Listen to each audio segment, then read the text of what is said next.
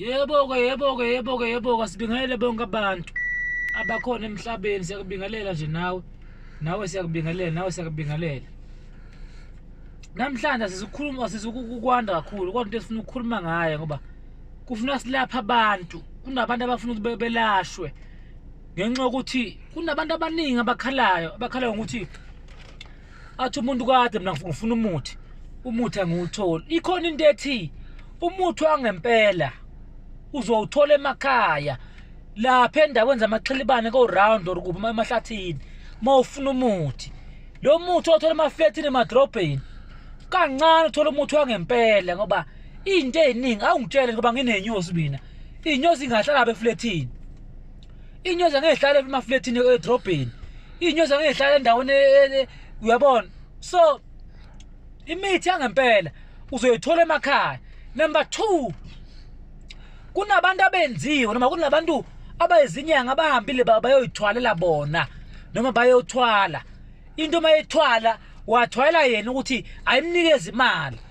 So ke mawusufika wena usubona imoto eshaya ulayini zibhala amagama akhe nani lowa muntu akanayo into yokunika wena. Lowa muntu uhambile wayela kaye khona bamthwalisa akanayo into azoyikhipha for wena. So abantu abaningi bashawe leyo ukuthi abantu abaningi babona ukuthi balani babona abantu bayende uthi unomuzo umuthi angeke ngilapha mina ngiqoka amasuthu noma first kodlweni nginawo amasuthu maningi kodwa mangene esigodlweni ufuna ngigqoke impahla ukuthi noma kuthiwa ngiyangithinta wena noma ngenzani ngomuthi ongcolile ongcolisa ungcolo ngoba vele ngizetho nedlozi.